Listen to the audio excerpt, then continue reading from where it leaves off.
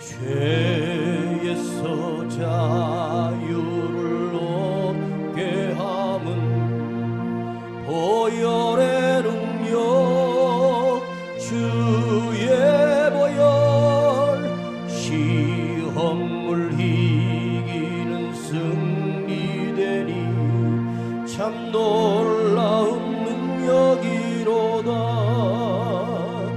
주의 보혈 능력이 또다. 주의 피 믿으오. 주의 보혈 그 어린 양의 매우 귀중한 피로다. 눈보다도 이게 맑히는 것 보혈의 능력 주의 보혈 부정한 모든 것 맑히시니 참 놀라운 능력이로다. 주의 보혈 능력이 또다. 주의 피 믿으오. 주의 보혈 그 어린 양의 매우 귀중한 피로다.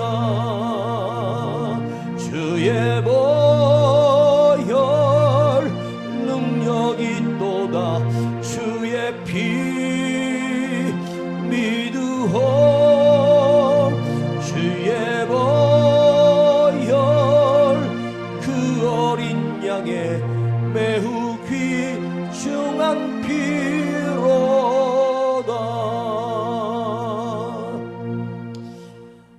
아버지 하나님, 오늘 이 밤에 우리를 불러주셔서 예배할 수 있고 예배 드릴 수 있는 은혜 주심을 감사합니다.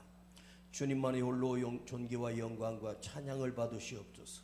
오늘 주님의 말씀으로 우리가 생명을 얻게 하시고 구원의 확신을 얻고 돌아가는 거룩한 밤 되게 하옵소서. 우리 구주 예수 그리스도의 이름으로 기도하옵나이다. 아멘. 자, 우리 요한복음 오늘은 8장 31절과 32절 두 절을 보겠습니다. 요한복음 8장 31절과 32절입니다. 그러므로 예수께서 자기를 믿은 유대인들에게 이르시되 너희가 내 말에 거하면 참 내 제자가 되고 진리를 알지니 진리가 너희를 자유케 하리라. 옷을 디자인하는 유명한 분들이 많죠. 요즘 많이 줄었지만 예전에 패션쇼라고 해서 제가 우연히 본 적이 있는데 그 옷을 만드는 디자이너가 그 해마다 올해는 이런 옷이 나올 것이다, 저런 옷이 나올 것이다 예측을 해서 아주 희한한 옷을 만들어 모델들이 그 옷을 입고 관중석에 걸어서 한 바퀴 돌고 들어오죠. 그런데 그 디자이너가 옷을 만들어서 그 많은 모델들 가운데 이 옷은 누가 입고 저 옷은 누가 입는다 하고 디자이너가 정해주게 돼요. 그런데 모델이 그 디자이너가 해준 그 옷을 입고 그 사람들 앞에 한 걸음 한 걸음씩 사람이 걷는 걸음과 좀 다른 모습으로 걸으면서 그 옷을 비춰줍니다. 그런데 모델은 그 옷을 입고 자기 자신을 빛나게 하는 것이 아닙니다. 자기가 그 입은 옷이 청중들에게, 관객들에게 그 옷이 빛나게 해주는 것이 참된 모델입니다. 자기를 빛나게 하는 모델이라면 그 모델은, 그 디자이너가 다시는 그를 쓰지 않을 것입니다. 디자이너가 그 옷을 만들어 똑같은 모델인데도 다 각 사람들에게 그 옷을 입혀보지만 디자이너가 볼 때 이 모델이 이 옷을 입을 때 가장 아름답다 하고 그 옷을 그 모델에게 입히게 하고, 마지막에는 최고의 옷을 입은, 그리고 최고의 모델이 그 옷을 입고 디자이너와 함께 나오게 되는 걸 봅니다.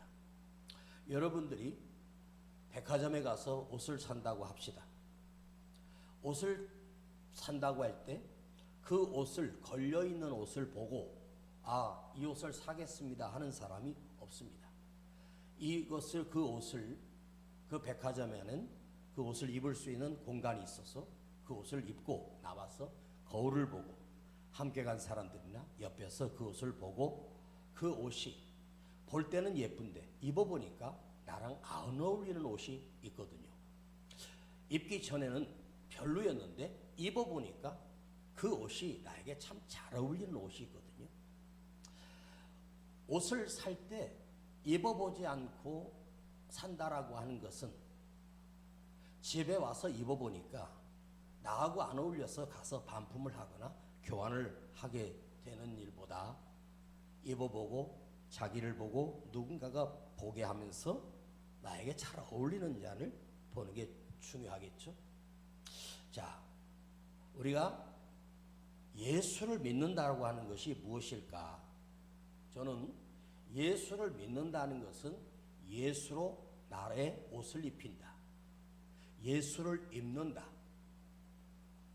똑같은 인간인데 그 사람이 예수를 입는 자와 석가를 입고 무당을 입는 자, 그러면 내가 예수를 입는다라고 하는 것이 예수님이 나의 옷이 되어주고, 예수님이 나를 보호해주고, 예수님이 내 안에 계심으로 그 내 삶이 바로 나를 빛나게 하는 것이 아니라 주님으로부터 오시는 생명의 빛을 받아 우리가 거룩하여진다는 사실을 여러분 기억해 보십시오. 1960년대만 해도 교회에 에어컨을 설치한다는 건 불가능했어요. 1970년대만 해도 목사님들이 그 무더운 여름에 선풍기도 없었어요. 그리고 너무 더워서 겉에 양복을 벗는 일도 주님 앞에서 어떻게 감히 옷을 벗고 셔츠 바람으로 설교하느냐. 그게 언제였냐면 그때 90년대 초반이었습니다. 90년대 초반까지도 제가 어느 집회 갔는데 외국에서 오신 목사님이 집회를 하는데 그런 말씀을 하더라고요. 그 무더운 여름에 자기는 더워도 그 양복을 그대로 입고 저 멀리 선풍기 하나 틀어놓고 땀을 뻘뻘 흘리며 설교하는데, 그러면서도 옷을 벗을 수 없다고 하면서 어디 감히 하나님 앞에 서 있는 내가 이 옷을 벗고 셔츠 바람으로 설교할 수 있겠느냐, 이렇게 말하더라고요. 그래서 저는 그걸 보고 감동을 받았거든요. 그 당시에는 그게 주님을 우리가 예를 표시하는 예의일까? 여러분, 더운데 에어컨을 설치한다 그러면 교회가 이상해졌다고 말했던 시대도 있었어요. 그 좀 더운 걸 참고 하나님 앞에 드린 예배에 시원한 바람 앞에서 예배를 드리냐? 에어컨이 있어서 에어컨을 설치해서 시원하게 드린 예배가 맞지, 더워 죽겠는데 선풍기도 안 틀고 땀을 뻘뻘 흘리면서 그러다가 쓰러지면 어떡할 거예요? 옛날에 교회에서 청년들이 기타를 치고 드럼을 치고 찬양을 하는 것도 연세 많으신 분들은 난리가 났었어요. 드럼을 저렇게 사다 놨더니 그 교회 장로님이 마귀, 사단 마귀라고 다 부셔버렸습니다. 그때 그랬어요. 여러분, 교회에서 기타를 치고 드럼을 치고 이건 사탄이 좋아하는 거다, 하나님을 찬양하는데, 지금도요 교단 중에 무학기파가 있어요. 무학기파. 그 교회는 악기를 쓰지 않아요.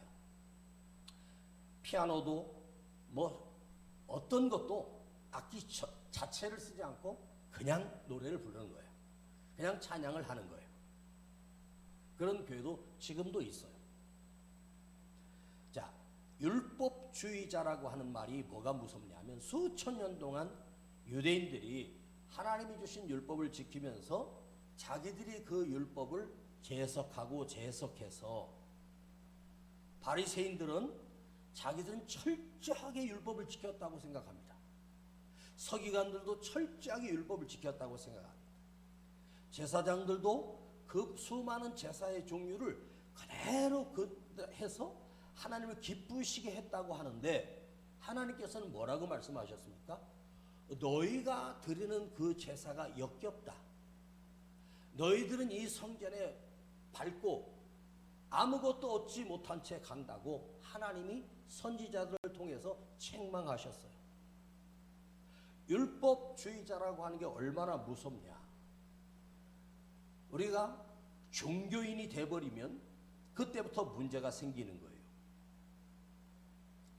옛날 시골에 살 때 동네에 교회가 있었고 저 산에 또 교회가 있었어요. 어렸을 때 그 동네에서 그 산에 가서 예배드리는 사람들이 있었고 그 동네에 있는 예배당에 와서 예배드리는 사람이 있었어요. 그래서 그 당시에는 산중파, 세상파 이렇게 교회가 나누어져 있었어요. 세상파 교회와 산중파 교회가 있었단 말이에요. 전 지역, 전 우리나라 전국에 산중파 그리스도인들이 많았어요. 세상을 등지고 산에 올라가 거기다가 예배당을 하나 지어놓고 거기서 고요한 곳에서 하나님 앞에 예배드리는 것을 하나님 기뻐하신다. 사람들이 있는 동네에다가 예배당을 지어서 사람들이 와서 예배드릴 수 있는 또 세상파가 있었어요. 산중파는 세상파를 비난하고 세상파 교회는 산중파를 비난했어. 너희들이 불교냐? 절간이냐 교회가? 교회는 세상으로 들어와야지 산에 숨어서 몰래 예배하는데 그게 나눠지고 싸움이 나고 그랬어요. 무엇이 옳은지 무엇이 그른지는 우리가 판단할 수 없어요. 예전에는 제가 처음 개척할 때 90년대 초반만 해도 목사님들이 골프를 친다 그러면 타락했다 그랬어요. 목사가 골프를 쳐? 그 당시에 골프는 돈 많은 사람들이 칠 수 있었어요. 그래서 많은 목사님들이 목사가 썩어가지고 골프 친다고 막 그랬어요. 근데 제가 집회를 하면서 그 부흥 강사들 모임에 제가 회장도 해보고 회원들이 많은데 보니까 그게 90년대 후반 2000년 접어들 때 2000년 조금 넘었을 때 그러니까 2000 한 초반 때 그런데 보니까 전부 다 골프를 치는데 나만 안 치는 거예요. 저만 골프를 안 쳐봤어요. 물론 제가 사회생활하면서 회사에서 골프를 다 배웠지만 골프는 이거 하나님이 기뻐하는 게 아니니까 내 형편도 안 돼요. 골프는 못 친다. 그 목사들이 전화 와요. 골프 치러 가자고. 못 친다고. 미국에 집회를 가면 그 목사님이 골프 치러 가자는데 내가 골프를 옛날에 쳤지만 골프를 안 친 지가 수십 년 됐는데 골프 안 친다고. 그러면서 뭐라 그러냐면 내년에 우리 교회 올 때는 골프를 배워서 오라는 거예요. 제 친구들이 다 골프 쳐요. 다 골프 치라 그래요. 여러분, 목사가 골프 치는 게 타락한 거고 골프 안 치면 거룩한 것입니까? 내가 선택해서 골프를 칠 수도 있고 안 칠 수도 있는 거예요. 그 목사가 축구를 하면 타락한 걸까? 목사가 달리기 해서 체력을 해서 하면은 그 타락한 걸까? 이런 운동을 해야죠. 그렇죠? 제가 그래서 어렸을 때부터 하던 탁구가 있었어요. 월요일이면 서울에 큰 탁구장에 목사님들만 모이는 그 탁구장 모임이 있어요. 거기 갔더니 많은 목사님들이 탁구를 치시는 거예요. 그래서 저도 같이 해봤는데 어렸을 때 제가 탁구 잘 쳤거든요. 그런데 안 치다가 치니까 지는 거예요. 문제는 뭐냐면 탁구를 그냥 치면 재미없으니까 점심 내기 하는 거예요. 응? 걸고 하니까 피 터지죠. 이 탁구라는 게요, 이 스매싱하고 이게 회전을 먹이면 공이 막 이상한 데로 가잖아요. 그러니까 초보자들은 이길 수가 없어요. 막 이리 쳤다 저리 쳤다. 그래서 싸워요 또. 그래서 한두 번 가서 보고 안 갔습니다. 체력 단련을 위해서 뭐를 운동을 한다. 여러분, 운동을 해야죠. 당연히 해야 돼요. 먹고 가만히 있으면 안 돼요. 근육이 빠져버립니다. 걷기라도 해야 돼요. 자, 우리가 오늘날 기준에 한번 생각해 봐요. 요가라고 하는 것이 인도에서 들어온 거예요. 그럼 그리스도인들이 요가를 하면 잘못된 것일까? 요가를 하는 목적이 뭐죠? 요가를 하는 목적이 나의 몸과 체력을 위해서 한다는 것이 목적이라면 주님께서 나에게 주신 이 건강을 지키는 것도 우리가 감당해야 될 사명이 맞아요. 그런데 무엇이 옳고 그런 것을 떠나서 제가 한번 성경에 창세기부터 요한계시록까지 사용된 단어 숫자가 몇 개쯤 될까? AI에게 물어보고 검색도 해봤더니 다 달라요. 대충 하면 14,300개 단어가 나와요. 구약에서 신약까지 단어예요, 단어. 네? 단어만 14,500개가 성경에 기록됐어요. 그러면 단어가 14,000개가 넘는 단어 중에서 가장 중요한 단어는 뭘까를 한번 생각해 봤어요. 성경에서 나오는 단어 중에서 가장 중요한 단어가 뭘까요? 바로 하나님의 생명으로 말미암아 구원받는 구원이라는 거예요.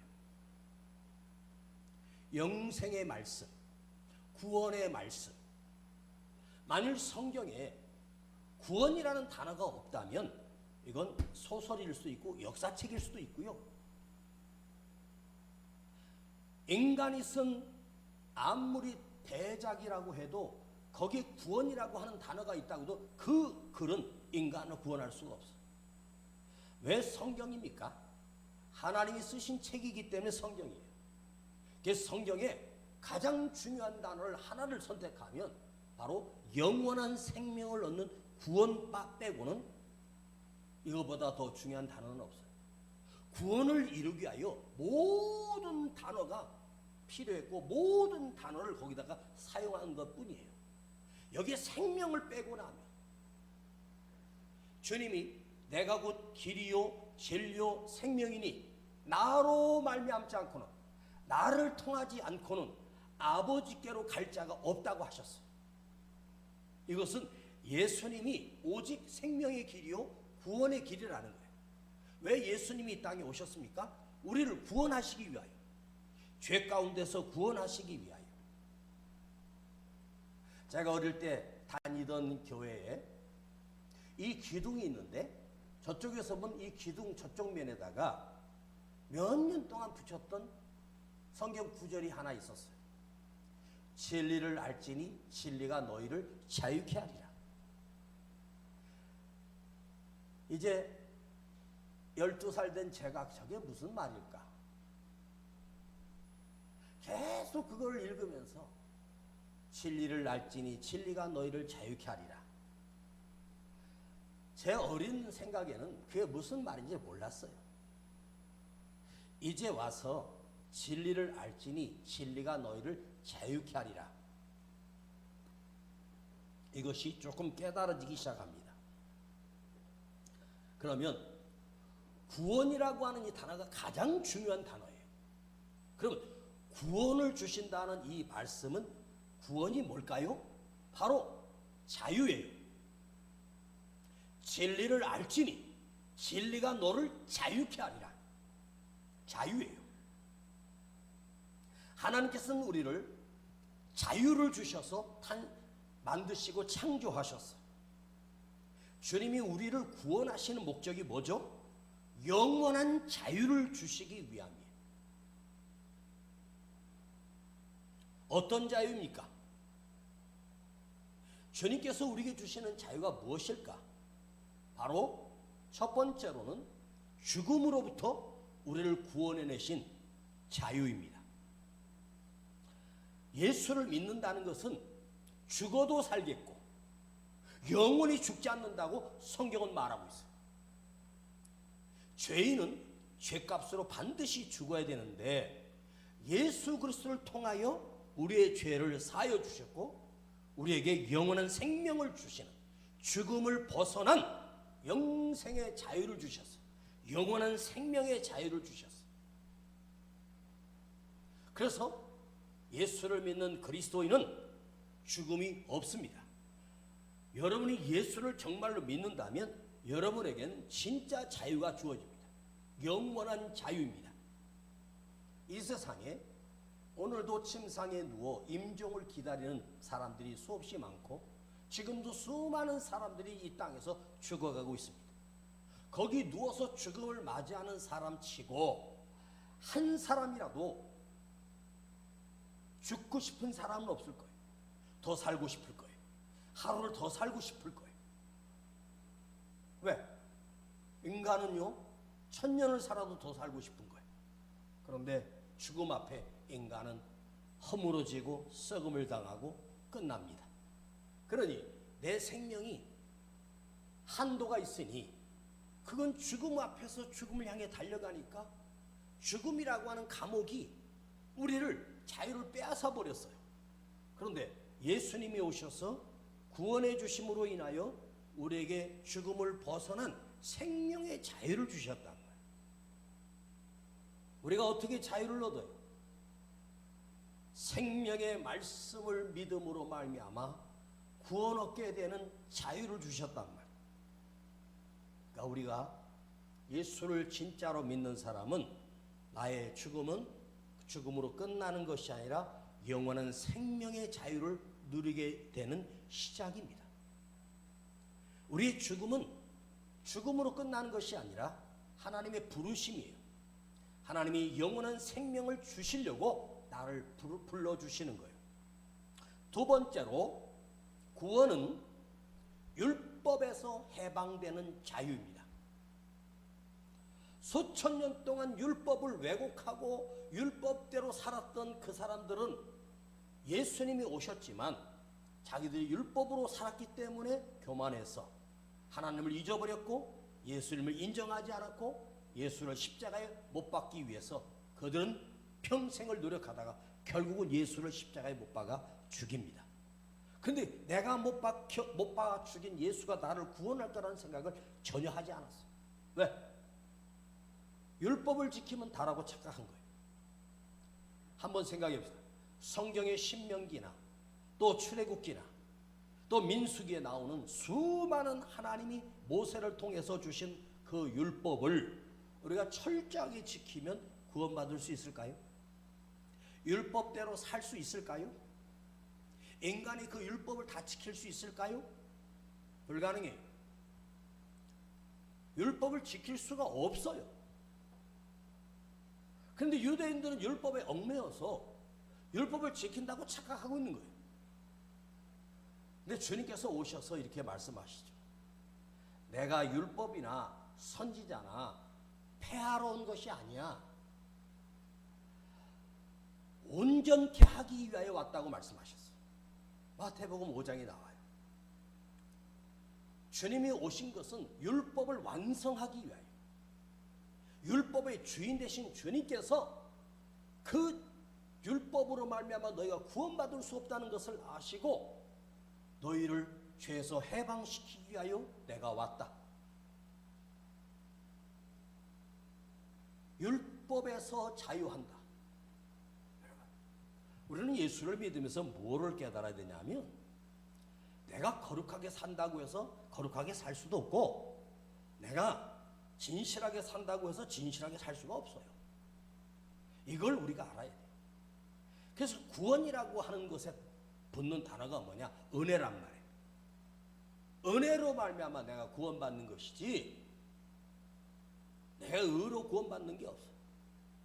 죄인은 없나니 이 세상에 죄가 없는 자는 단 하나도 없어. 자유라고 하는 말은 우리가 이 땅을 살아가면서 예수 그리스도를 영접하고 예수 그리스도를 믿은 자들에게 그에게 미쳐오는 문제나 환난이나 환경에서 자유함을 얻는 거죠. 우리 삶에 내가 천국에 가서 주님을 만났을 때만 자유를 주시는 것이 아니라 이 땅에 사는 이 순간에도 주님은 우리에게 무엇을 주십니까? 자유를 주십니다. 그 자유가 뭐죠? 내 삶을 책임져 주시는 자유입니다. 내가 노력해서 무엇인가 이뤘고 노력해서 성공했다고 합시다. 그 사람이 성공한 것일까?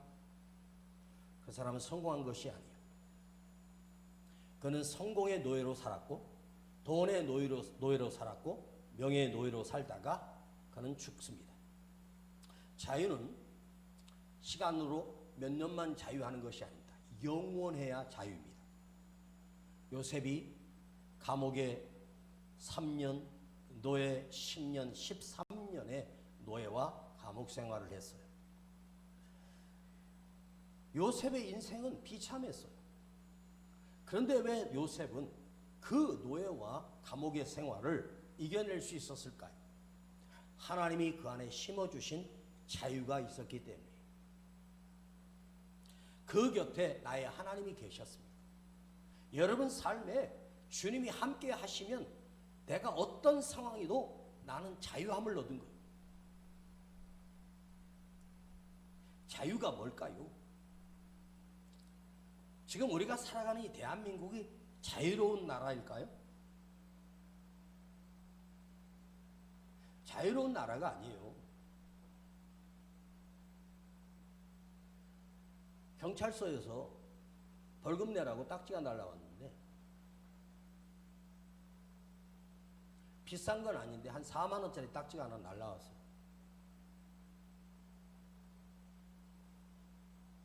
뭘 내가 위반했나 봤더니 그 차가 이렇게 가다가 이쪽으로 이제 좌회전해야 되니까 제가 차선을 갖다가 이렇게 변경한 걸 뒤에 있는 차가 블랙박스에서 한 30-40m 앞에서 제 그걸 찍어서 경찰에 신고를 했어요.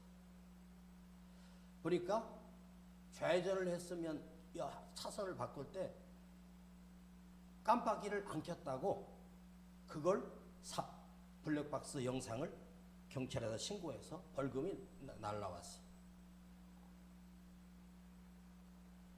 그런데 그 사람이 자기 블랙박스를 가지고 그걸 갖다가 편집을 하고 해서 경찰에다가 이렇게 보내서 하면 그 신고한 사람에게 포상금이나 이런 것이 나오는 게 아니에요. 그런데 그거를 또 전문적으로 해가지고 하는 사람이 있어요. 네? 사람이 운전을 하면서 갑자기 차선을 바꾸면서 깜빡이를 잊을 때도 있거든요. 근데 그거 찍혀서 신고되면 4만 원인데 서울에 오늘도 수천만 대가 다니면서 깜빡이 안 켜고 차선 변경하는 차가 얼마나 많겠습니까? 물론 저는 깜빡이를 넣고 하는데 깜빡이 잊은 거죠. 옆에 아무 차가 없으니까. 그런데 그것도 찍으면 벌금을 내야 돼요.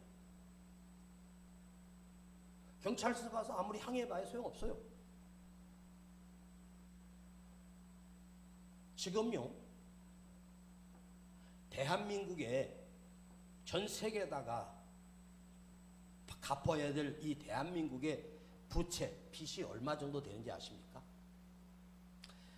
2024년도 2년 전만 해도 4,632조였어요. 그런데 2026년 2년 만에 빚이 얼마로 늘어난 줄 아십니까? 6,500조가 됐어요. 대한민국 빚이.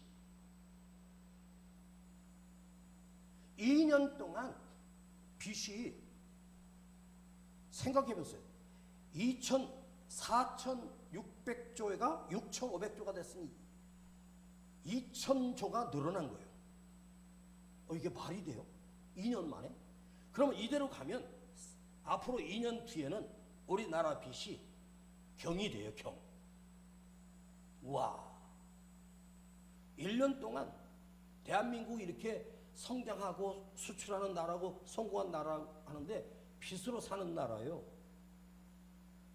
그리고요, 대한민국으로 태어나는 순간 한 사람당 피덩이 아기들까지 빚이 얼마냐면 9천만 원에서 1억이 넘습니다.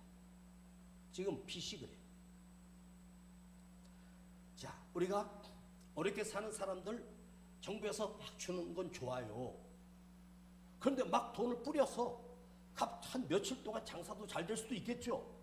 근데 지금 그 약발이 얼마가냐? 딱 열흘에서 보름가요. 그럼 없는 사람은 또 정부에다가 또 돈 줄 때까지 기다리는 거죠.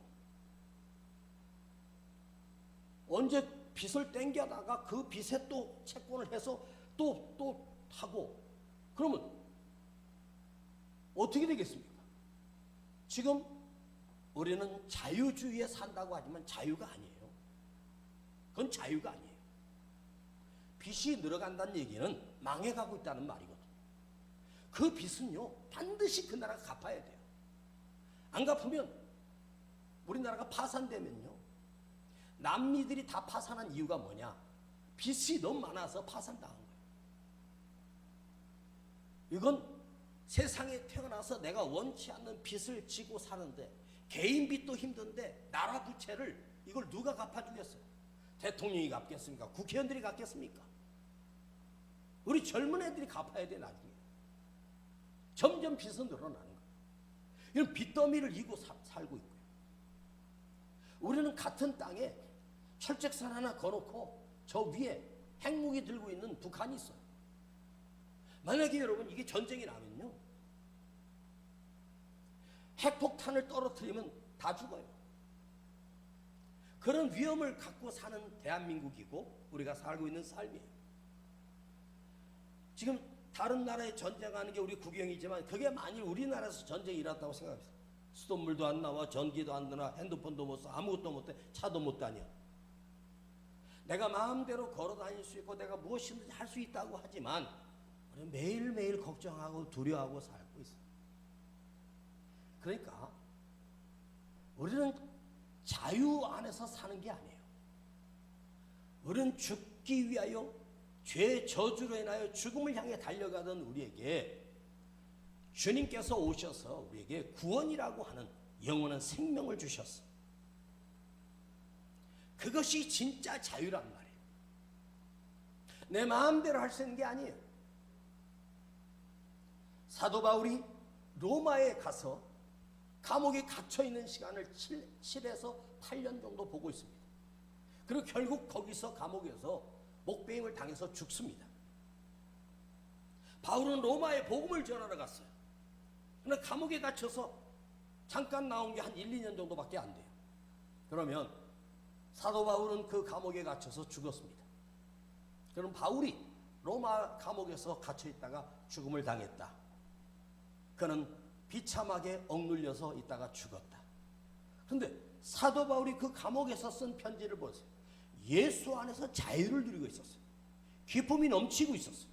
하늘을 보고 있었어요. 우리가 이 세상 살아가는 일은 너무 힘겹고 어렵고 아픈 세월을 삽니다.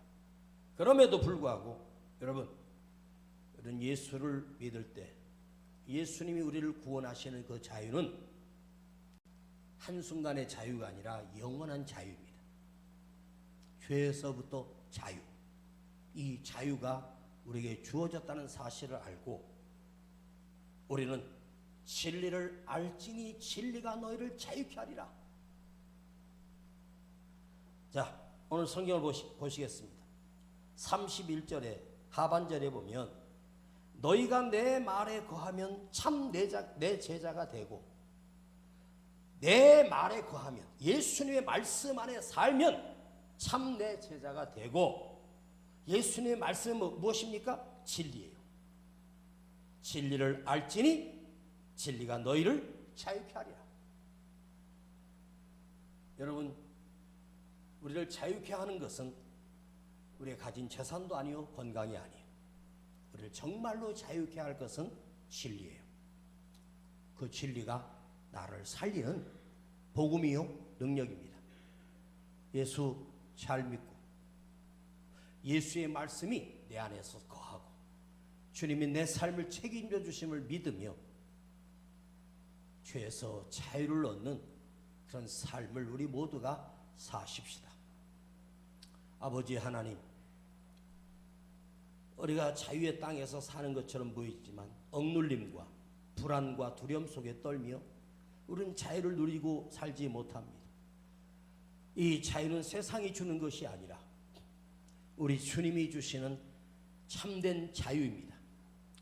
진리를 알지니 진리가 너희를 자유케 하리라고 하셨사오니 주님의 그 놀라운 자유가 우리 안에 흐르게 하시고 죄사함의 자유, 영원한 생명을 얻는 자유를 우리 안에 누리며 살게 하여 주시옵소서. 예수님의 이름으로 기도하옵나이다.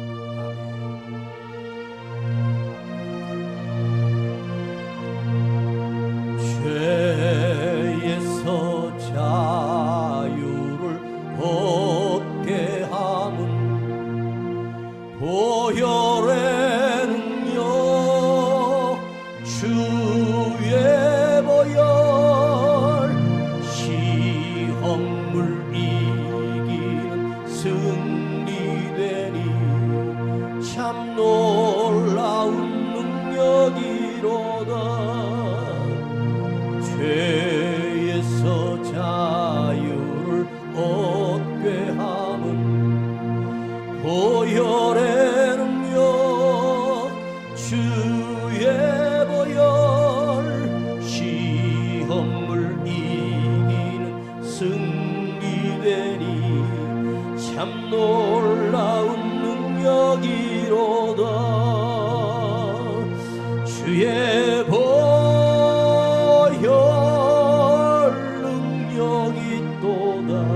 주의 피 믿으오. 주의 보혈